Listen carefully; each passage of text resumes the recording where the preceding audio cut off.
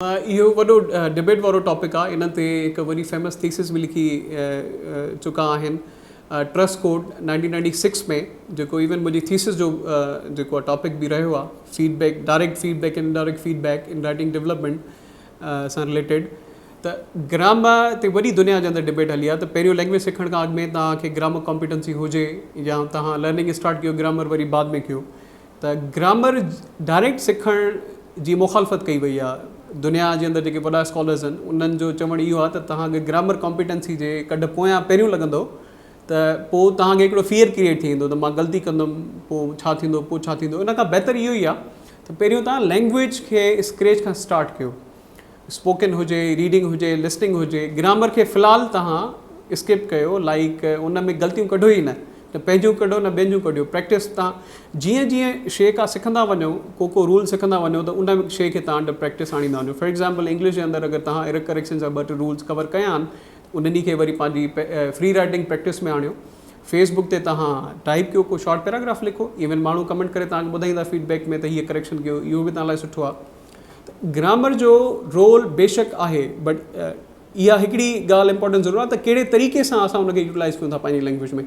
Direct अगरि असां grammar खां स्टार्ट कंदासीं त पोइ शायदि असां लाइ थोरो डिस्करेजिंग ऐं फियरफुल हुजे, छो त ग्रामर कॉम्पिटेंसी खे सिखण जे लाइ 2 खां 3 साल ज़रूरु लॻंदा आहिनि, from scratch to master level.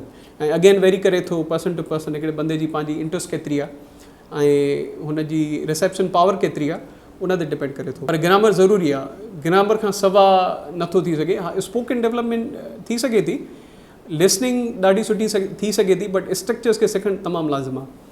Structure खे सिखण जे लाइ प्रैक्टिकल इंग्लिश ग्रामर हिकिड़ो बुक आहे माइकल स्वान जो, जेको काफ़ी डिटेल बुक आहे, जंहिंमें वर्ड्स खां वठी करे सेंटेंसिस जा डिटेल स्ट्रक्चर्स मौजूदु आहिनि. उहो ॾाढो बहितरीनु आहे. ऐं एडवांस एरर करेक्शन्स आहिनि त पोइ ब्रशअप या इंग्लिश जो हिकिड़ो पार्ट आहे एरर्स वारो, उहो ॾाढो सुठो आहे.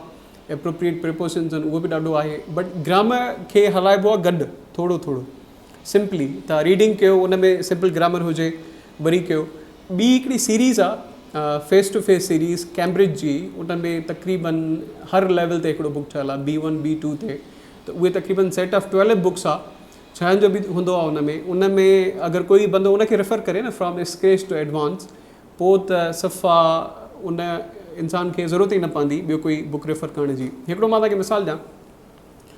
अगरि टेंस असां सिखूं था बेसिक या इंटरमीडिएट लेवल ते, त असां टेंसिस जो यूज़ असां सिखंदासीं. बाबा ठीकु आहे, टाइम आहे, प्लेस आहे, इन शयुनि खे माइंड में रखी करे असां पास्ट टेंस अगरि यूज़ कयूं था त चवंदासीं माज़ी में जेकी बि असां शइ कई उहा पास्ट में असां बयानु कंदा आहियूं. परफेक्ट टेंसिस में जेकी कंप्लीशन ऑफ एक्शन आहे, बिल्कुलु.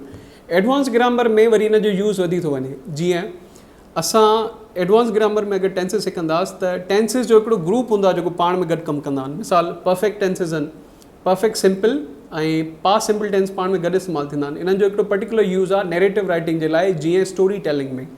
अगरि तव्हां पंहिंजी लाइफ एक्सपीरियंस जे बारे में ॻाल्हायो था त तव्हांखे परफेक्ट टेंसिस यूज़ करणा पवंदा. For example, I have done my masters from a particular university. ईअं हाणे कोई बि लाइफ एक्सपीरियंस तव्हां शेयर कयो, उन में हिकिड़ो क्लियरली रूल लिखियलु आहे राइटिंग जे अंदरि, तव्हांखे परफेक्ट टेंसिस जो सेट यूज़ करिणो आहे. अगरि additional information about that particular action आहे त पोइ उन में पास्ट सिंपल टेंस इस्तेमालु थींदो.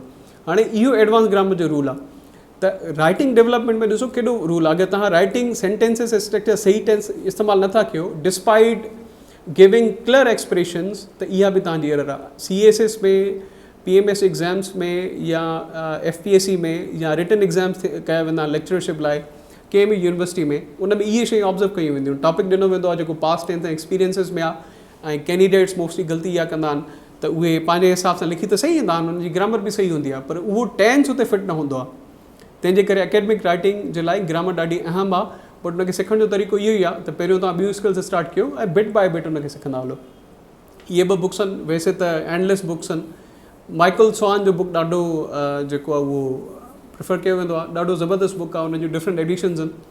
त लेटेस्ट एडिशन उनजी तमामु बहितरीनु आहे. ऐं इन हिकिड़े बुक खे 2 खां 3 साल बि हलाए सघिजे थो. आहिस्ता आहिस्ता इंसानु पढ़े. बाक़ी वरी जॾहिं एग्ज़ाम वेझा हुजनि, रिगरस प्रैक्टिस जी ज़रूरत हुजे, पोइ फेस टू फेस सीरीज़ जो सिर्फ़ु ग्रामर वारो पोर्शन कवर करे प्रैक्टिस करे देन अपीयर थिजे. ब्रशअप या इंग्लिश पैनेसिया फॉर ऑल जेको आहे पेन्स आहे, इहो ॾाढो बहितरीनु बुक आहे। मां पंहिंजी लाइफ में इहो बुक मोट अञा आहे, उहा फर्स्ट कापी आहे जेको मां फर्स्ट वरितो हुयो। ऐं इन बुक खे पढ़ी करे ऐं एरर्स जा ॿिया जेके रूल्स आहिनि उहे पढ़ी करे मां टेस्ट में हाईएस्ट स्कोर कयो आहे। अल्हम्दुलिल्लाह throughout my graduation and master degrees I have been the topper. Second position मां खई आहे, बट इंटरव्यूज़ में ख़ासि करे when I got my first job in सखराई यूनिवर्सिटी खैरपुर कैंपस, उन में रिटन में मां I was on 4th number but I topped in interview. And again ॿी हिकिड़ी यूनिवर्सिटी में I was on the 3rd number. And again here in quiz Nawabshah जेकी असांजी टेस्ट थी, उन में इहे सेम स्ट्रेटजीज़ रीडिंग वरी अप्लाई करे before time I completed the test. उन में जेके रहियल क्वेश्चन्स आहे पोइ उनखे बचाए करे देन आई डिड इट। त इन तरीक़े सां इहे सभई शयूं करे हासिलु करे सघजनि थियूं।